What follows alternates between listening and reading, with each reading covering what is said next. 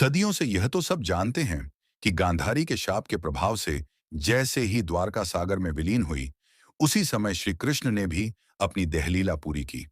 लेकिन क्या कभी आपने सोचा है कि उनके हृदय की धड़कन, उनकी प्राणप्रिय राधा का अंतिम समय कैसा रहा? आखिर उनके जीवन की आखिरी इच्छा क्या थी?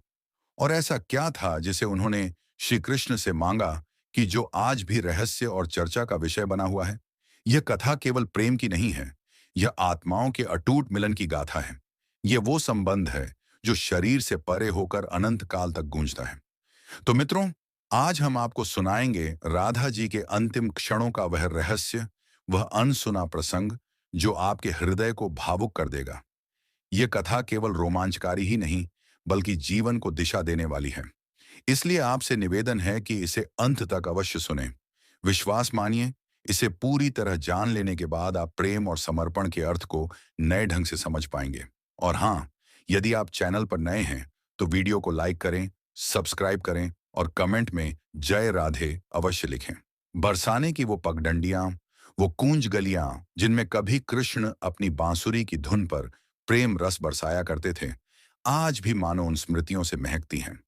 वहां प्रेम की प्रतिध्वनि सुनाई देती है, हंसी की, वेदना की और उस विरह की जिसने युगों से प्रेमियों को जीवित रखा है। लेकिन यह कथा न तो उन गलियों से शुरू होती है और न ही वृंदावन के प्रांगण से। इसकी शुरुआत होती है एक छोटे से वन आश्रम से, जहां वृद्धा हो चुकी राधा अपने जीवन के अंतिम क्षणों की प्रतीक्षा कर रही थी। अब वे वो चंचल किशोरी नहीं रही जिनकी आंखों में शरारत और मुस्कान में माधुर्य झलकता था। उनका शरीर अब झरझर हो चुका था, कंधे झुक गए थे, चाल धीमी हो चुकी थी। परंतु उनके मन में अब भी वही किशोरी राधा बसी हुई थी, जिसकी हर सांस श्री कृष्ण के नाम पर टिकी थी। उनका चेहरा झुर्रियों से भर गया था, लेकिन जब भी कहीं से बांसुरी की धुन सुनाई देती, उनकी आंखें चमक उठती और होंठों पर एक हल्की मुस्कान आ जाती, मानो क्षण भर के लिए समय पीछे लौट आया हो। जब कृष्ण मथुरा की ओर प्रस्थान कर गए थे, उस दिन से राधा ने किसी और को अपना नहीं बनाया। न उन्होंने विवाह स्वीकार किया, न ही किसी और घर में आसरा लिया। वे एकांत में वृंदावन के एक साधारण से कुंज में रहने लगी।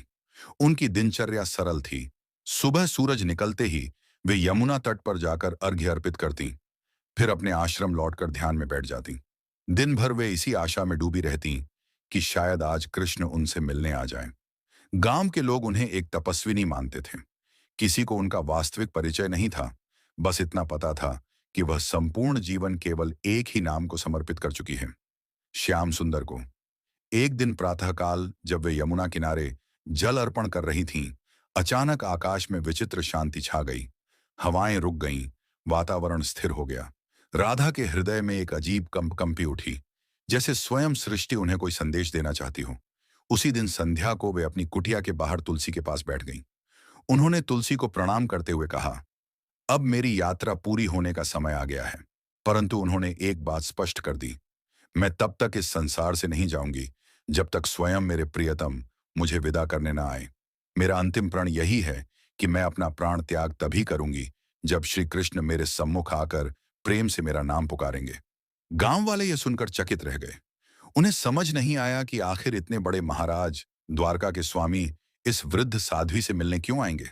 पर किसी ने उनकी भक्ति पर संदेह नहीं किया, क्योंकि सब जानते थे कि उन्होंने अपने जीवन का हर क्षण केवल प्रेम की उपासना में बिताया है। उनके हृदय में कान्हा के लिए अनोखा और अलौकिक अनुराग धड़क रहा था। दूसरी ओर द्वारावती के महल में बैठे श्री कृष्ण, जिनके पास वैभव, शक्ति और सम्मान सब कुछ था, मगर उनके मन के अंतराल में एक गहरी रिक्तता उमड़ रही थी। कहते हैं ना कि बाहरी सुख संपत्ति सब पा लेने पर भी भीतर की प्यास शांत नहीं होती। उसी व्यथा में श्री कृष्ण आज डूबे हुए थे। तभी उन्हें भीतर से एक अनजाना आकर्षण महसूस हुआ। उन्होंने नेत्र बंद किए तो ऐसा प्रतीत हुआ मानो राधा की कोमल पुकार सीधे उनके अंतर्मन में गूंज रही हो। उस क्षण उनकी आंखों से अश्रुधारा बह निकली, पर आत्मा में शांति का स्पर्श था। वे तुरंत राजमहल का मोह त्याग कर एकांत उपवन की ओर चल पड़े, जहां उनकी जीवन संगिनी प्रतीक्षा कर रही थी। जब श्री कृष्ण वहां पहुंचे, तो राधा अपनी कुटिया के बाहर तुलसी वृक्ष के समीप पद्मासन लगाकर ध्यान मग्न थी। उनकी मुखाकृति पर अद्भुत आभा झलक रही थी। कृष्ण ने धीमे स्वर में पुकारा, प्रिय राधे। ये वचन सुनते ही राधा की नेत्र में खुल गए और मुख कमल पर दिव्य मुस्कान खिल उठी। उनकी आंखों में ऐसा निश्चल प्रेम था जिसे न तो शब्दों में ढाला जा सकता था और न ही छिपाया जा सकता था। राधा ने मधुर वाणी में कहा, प्राणनाथ, अब मेरा समय समीप है।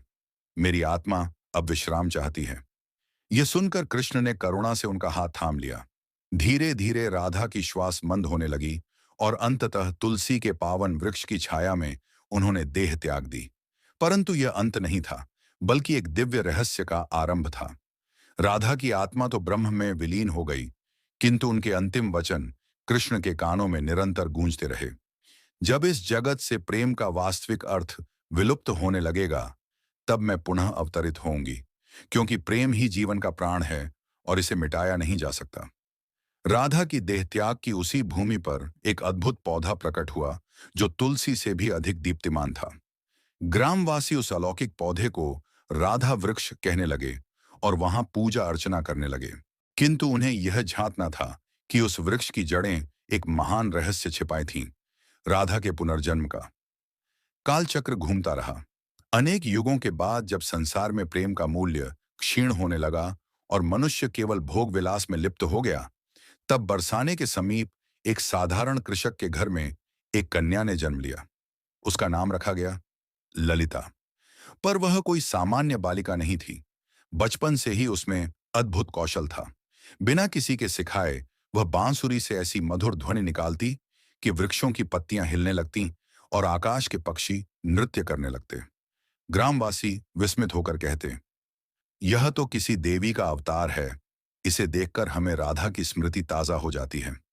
ललिता जब 7 वर्ष की हुई, तब एक दिन यमुना के तट पर अकेली बैठी बांसुरी बजा रही थी।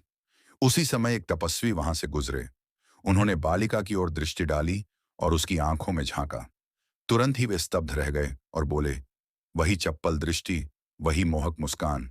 राधे, तुम पुनः अवतरित हो गई हो। ललिता के हृदय में भी अजीब अनुभव होने लगा। उसे स्वप्नों में एक श्याम वर्ण पुरुष दिखता, जो नीरवता से बांसुरी बजाते रहते। वह पुरुष और कोई नहीं, स्वयं श्री कृष्ण थे। उनके स्वर लहरियां ललिता के मन को छू जाती और उसकी आत्मा को झंकृत कर देती। एक दिन बालिका ने अपनी माता से पूछा, माँ, यह प्रेम क्या होता है? माँ मुस्कुराकर बोली, पुत्री, तू अभी छोटी है, अभी यह रहस्य तुझसे परे है। ललिता चुप हो गई, पर उसकी आंखों में अनजानी पीड़ा थी, मानो यह प्रश्न उसने किसी अन्य जन्म में भी पूछा हो। समय बीता। जब वह 13 वर्ष की हुई, तब एक दिन यमुना तट पर बैठकर बांसुरी बजा रही थी कि अचानक उसकी बांसुरी से एक अलौकिक धुन प्रस्फुटित होने लगी। वही स्वर जो उसके स्वप्नों में कृष्ण बजाया करते थे। तभी धरती हल्की सी फट गई और मिट्टी के भीतर से एक दिव्य प्रतिमा प्रकट हुई। ललिता ने उस प्रतिमा को उठाया और उसका स्पर्श करते ही उसकी आंखों में अश्रु उमड़ आए। उसे लगा मानो उसके पिछले जन्म का अधूरा प्रेम फिर से जीवित हो उठा हो। एक दिन एक युवती को जंगल की गुफा में मिट्टी से बनी एक प्राचीन प्रतिमा मिली। वह प्रतिमा एक दिव्य नारी की थी, जिसके हाथों में एक वीणा थी। जैसे ही युवती माधवी ने उस मूर्ति को स्पर्श किया, उसमें से अलौकिक ध्वनि गूंजी, तुम फिर से लौट आई हो प्राण प्रिय। माधवी सन्न रह गई। यह आवाज उसे क्यों पुकार रही थी? आखिर वह कौन थी और उसका नाम ऐसे क्यों लिया गया? उस क्षण से माधवी का जीवन बदलने लगा। अब वह अक्सर गहरी तन्मयता में डूब जाती और अपने अस्तित्व को समझने की कोशिश करती। उसके मन में सवाल उठने लगे, क्या उसका जन्म किसी खास कारण से हुआ है? और क्यों उसका हृदय बार बार प्रेम और उस अनजानी धुन की ओर खींच रहा है? इसी बीच हिमालय से लौटे एक सन्यासी ने माधवी को देखा। वह ठिठक गए और उनकी आंखें भर आईं। उन्होंने कहा, कन्या, ये नेत्र, ये आभा, युगों पहले मैंने इन्हें देखा था। तुम सामान्य जन्म से नहीं आई हो। तुम्हारे आने का उद्देश्य है। माधवी ने जिज्ञासा से पूछा, कैसा उद्देश्य? तब संत ने उत्तर दिया, आज की दुनिया में प्रेम एक खोखला शब्द बन चुका है। तुम्हें उस प्रेम को फिर से जीवन का आधार बनाना होगा। यह सुनकर माधवी मौन हो गई। अब ब्रज भूमि में एक नई किंवदंती जन्म लेने वाली थी। वह कथा थी प्रेम की अधूरी गाथा के पुनर्जन्म की। धीरे धीरे माधवी यौवन में प्रवेश कर चुकी थी। अब उसका मन अनजानी बेचैनी से भरा रहने लगा। वह अक्सर रात को नदी किनारे बैठ जाती और उस पुरुष की कल्पना करती जो उसके स्वप्नों में आता। एक दिन उसने अपनी जननी से पूछा, माता, क्या बिना बोले भी कोई हृदय से प्रेम कर सकता है? मां ने मुस्कुराकर कहा, सच्चा स्नेह तो वही है जो मौन रहते हुए भी आत्मा को जोड़ दे। परंतु माधवी के भीतर कुछ और ही तूफान चल रहा था। उसकी धड़कनें उस अजनबी के लिए बढ़ रही थीं, जिससे वह अब तक मिली भी नहीं थी। इसी बीच वही आर्षि फिर प्रकट हुए और माधवी को अपने आश्रम बुलाया। उन्होंने कहा, अब समय आ गया है। वह आत्मा जिसे तुम खोज रही हो, इस युग में साधु का रूप लेकर अवतरित हो चुकी है। उनका नाम है आनंदनाथ। लोग उन्हें प्रवचनकार मानते हैं, पर असल में वही तुम्हारे शाश्वत प्रिय हैं। माधवी की आंखें चमक उठी, परंतु समस्या यह थी कि वह उन्हें पहचान कैसे पाएगी। संत ने कहा, जब तुम्हारे नेत्र उनसे मिलेंगे, आत्मा स्वयं उन्हें पहचान लेगी। लेकिन सावधान, इस जन्म की परीक्षा कठिन है। अब यह प्रेम केवल तुम्हारा नहीं रहा, बल्कि पूरे समाज को उसका सच्चा अर्थ सिखाना होगा। उधर आनंदनाथ प्रतिदिन लोगों को उपदेश देते। उनकी वाणी सुनकर भीड़ रो पड़ती। वे कहते, स्नेह केवल शरीर तक सीमित नहीं, यह आत्माओं का मिलन है। प्रेम का सार है त्याग और समर्पण। लेकिन भीतर से वे भी अधूरे थे। रात के समय वे गुप्त रूप से नदी किनारे बैठ जाते और उस स्त्री की छवि देखते जो उनके स्वप्नों में मुस्कुराती थी। अंततः संत के आशीर्वाद से माधवी ने अपने माता पिता को प्रणाम किया और अकेले ही अपनी यात्रा पर निकल पड़ी। उसके पास केवल एक छोटी सी वीणा थी और दिल में अटूट विश्वास। वह गांव गांव घूमती, साधुओं से मिलती, कथाएं सुनती, पर किसी में वह आभा नहीं थी जिसकी तलाश उसे थी। एक दिन उसे एक वृद्धा मिली। वृद्धा ने पूछा, पुत्री, तुम इस धरती पर क्या खोज रही हो? तुम्हारी आंखों में तो किसी खोए हुए संसार की प्यास झलक रही है।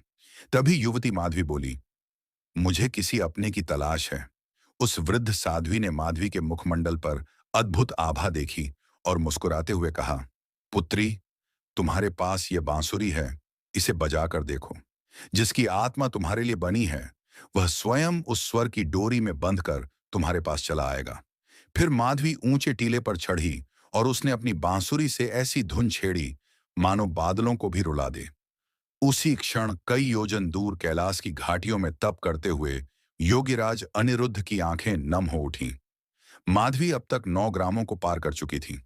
हर ग्राम में वह सुरों का जादू बिखेरती, लेकिन जिसे उसकी आत्मा खोज रही थी, वह अब तक सामने न आया। उसे अक्सर लगता कि अनिरुद्ध कहीं पास ही हैं, किंतु हर प्रयास असफल हो रहा था। वह थकान से बोझिल हो चुकी थी। तब उसने प्रतिज्ञा की, यदि आगामी पूर्णिमा तक मुझे मेरा प्रिय न मिला, तो मैं यमुना की धाराओं में समा जाऊंगी। उस रात उसने अंतिम बार बांसुरी बजाई। उसकी धुन ऐसी थी मानो आत्मा को पिघला दे। उसी समय हिमालय की गुफाओं में ध्यानस्थ अनिरुद्ध ने वह स्वर सुना। वह ध्वनि उसे भीतर तक छू गई। ऐसा लगा जैसे युगों बाद वही पुकार सुनाई दी हो। वह तत्काल अपना तपस्थल छोड़ चल पड़े। उसी रात माधवी को एक स्वप्न आया। इस बार उसने देखा, यमुना किनारे श्रीकांत और राधिका बैठे हैं। राधिका ने कहा, स्वामी, क्या इस युग में भी मेरा प्रेम अधूरा रह जाएगा? श्रीकांत ने उत्तर दिया, नहीं राधे, इस बार संपूर्ण जगत तुम्हारे मिलन का साक्षी बनेगा। यह कहते ही सपना टूट गया। माधवी के हृदय में नई आशा जाग उठी। वह चलकर पहुंची वृंदावन धाम। यह कोई सामान्य स्थान नहीं था। लोक कथा कहती है कि यहीं राधिका ने अंतिम बार श्रीकांत का दर्शन किया था और एक शिला को छूकर वचन दिया था कि जब तक प्रेम पूर्ण न होगा, वह पुनः लौटेगी। उस समय धाम में कथा हो रही थी। वाचक कोई और नहीं, स्वयं अनिरुद्ध थे। माधवी दूर खड़ी थी। उसने उनका मुख भी न पहचाना, किंतु उनके शब्द उसके अंतःकरण को भेद रहे थे। अनिरुद्ध कह रहे थे, प्रेम वह नहीं जो समीप रहकर जीता है, बल्कि वह है जो दूरी में भी आत्मा के भीतर बसता है। इतना कहते ही उनकी दृष्टि माधवी से मिली। क्षण भर को समय थम गया। अनिरुद्ध मंच छोड़कर सीधे उसकी ओर दौड़े। माधवी ने धीमे स्वर में कहा, क्या अब भी आप मेरी ध्वनि को पहचानते हैं? अनिरुद्ध ने उसकी आंखों में झांकते हुए कहा, राधे, तुम लौट आई हो। वह पल अद्वितीय था, मानो सृष्टि ठहर गई हो। लेकिन यह केवल आरंभ था। अचानक आकाश में बादल गरजने लगे और एक साधु प्रकट हुए। वे थे कुरंगनाथ। वे नहीं चाहते थे कि राधिका और श्रीकांत पुनः मिलें।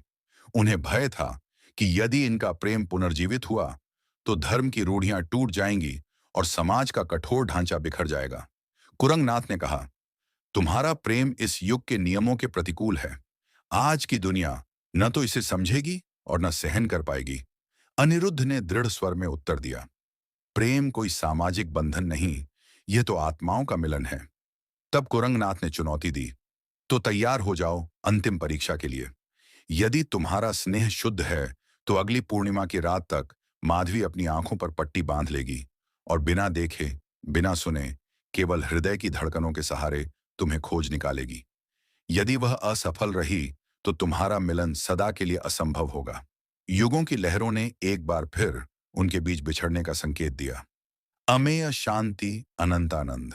यह सुनकर गहरे मौन में डूब गए, किंतु लावण्या, ललिता ने प्रेम और दृढ़ता के साथ उत्तर दिया, मैं इस चुनौती को स्वीकार करती हूँ। पूर्ण चंद्र की रात समीप आ रही थी। यह केवल एक परीक्षा नहीं थी, बल्कि उसकी आत्मा और प्रेम की कसौटी थी। वह स्वयं जानना चाहती थी कि बिना नेत्रों से देखे क्या हृदय और चेतना से कोई सच्चा प्रेम पहचान सकता है। उसने अपनी आंखों पर पट्टी बांध ली और प्रतिज्ञा की, जब तक मेरी आत्मा मुझे मेरे प्रिय स्वरूप से नहीं मिलाती, मैं किसी को देखूंगी नहीं। गांव के लोग जब यह दृश्य देखते तो कुछ उसका उपहास उड़ाते, आज की कन्याएं नाटक में माहिर हैं। परंतु कई ऐसे भी थे जो उसके साहस को प्रणाम करते और कहते, हे दिव्या, इस युग में प्रेम को विजय तुम ही दिलाओगी। इधर अमेय शांति एक एकांत कंदर में समाधि लगा चुके थे। उनकी जिह्वा पर बस एक ही नाम था, प्रियाम। न अन्न, न जल, केवल तल्लीनता। उनके शिष्य चिंतित हो उठे, गुरुदेव, यदि ऐसे ही चलता रहा तो आपका प्राण संकट में पड़ जाएगा। वे मंद मुस्कान के साथ बोले, मेरी सांसें उसी में वास करती हैं। और शिष्यों को आदेश दिया, यदि कोई मेरे विषय में पूछे, न मेरा स्वरूप बताना और न मेरा आश्रय स्थल। वे भी परखना चाहते थे कि क्या आत्मिक पुकार से मिलन संभव है। लावण्या अपनी आंखों पर पट्टी बांधे गांव गांव घूमती रही। हर तपस्वी से पूछती, क्या आप ही अमेय शांति हैं? परंतु उसे निराशा ही हाथ लगी। कुछ ने तो छल से कहा, हाँ मैं वही हूं, किंतु उसका हृदय पहचान लेता कि यह असत्य है। एक बार एक सन्यासी उसके पास आया, जिसकी आभा असाधारण थी और वाणी मधुर। उसने कहा, मैं ही वही हूं जिसकी तू खोज में है। क्षण भर के लिए लावण्या विचलित हुई, पर तुरंत उसके अंतर्मन ने संकेत दिया, तेरे भीतर का प्रकाश तो महान है, पर तू वह आत्मा नहीं जिसे मेरी आत्मा खोज रही है। उसी क्षण वह साधु अपना रूप बदल बैठा। दरअसल वह छलकारी कुरंगेश था, जिसने उसे भ्रमित करने का प्रयास किया था। वह क्रोधित स्वर में बोला, तू अभी तक टूटी नहीं?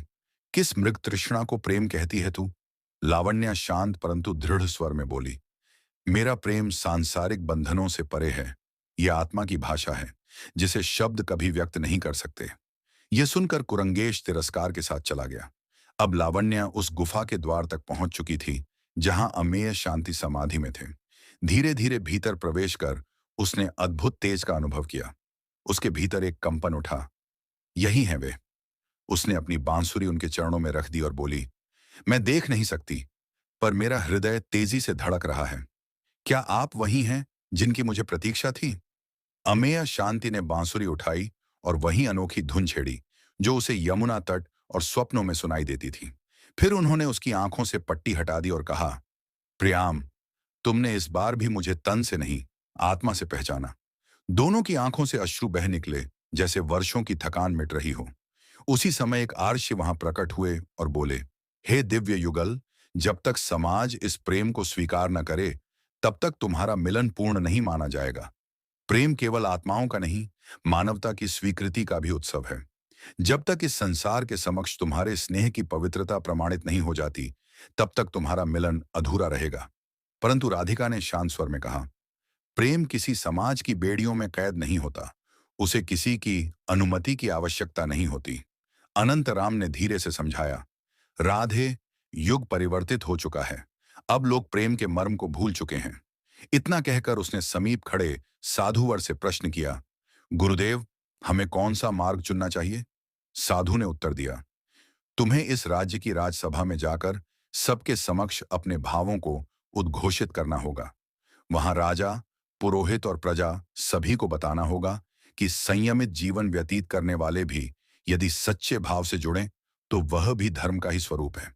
अगले प्रभात वे दोनों राजसभा में उपस्थित हुए। राजा ने आश्चर्य से कहा, क्या यह सत्य है कि एक तपस्वी ने अपने नियमों को त्याग दिया है? अनंतराम ने दृढ़ता से उत्तर दिया, महाराज, मैंने कोई नियम नहीं तोड़ा। मैंने तो बस अपने अंतःकरण की पुकार को स्वीकार किया है। फिर उसने समझाया, सच्चा स्नेह कोई वासना नहीं होता, वह तो आत्माओं का संगम है।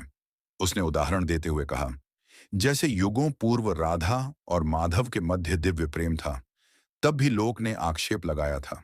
उन्होंने जीवन भर समाज के भय से एक दूसरे से दूरी बनाई, परंतु अंततः वही लोक मौन हो गया। तभी ललिता आगे आई और बोली, मैंने इनसे केवल देह के लिए प्रेम नहीं किया, बल्कि अपने मन और प्राणों से भी चाहा है। और अपनी सच्चाई को सिद्ध करने हेतु मैंने कठिन परीक्षाएं भी झेली हैं। उसने सबके सामने कुरंगनाथ की दी गई अग्नि परीक्षा का वर्णन किया। सभा में गहन मौन छा गया। सभी राजा के निर्णय की प्रतीक्षा करने लगे। राजा ने गहरी स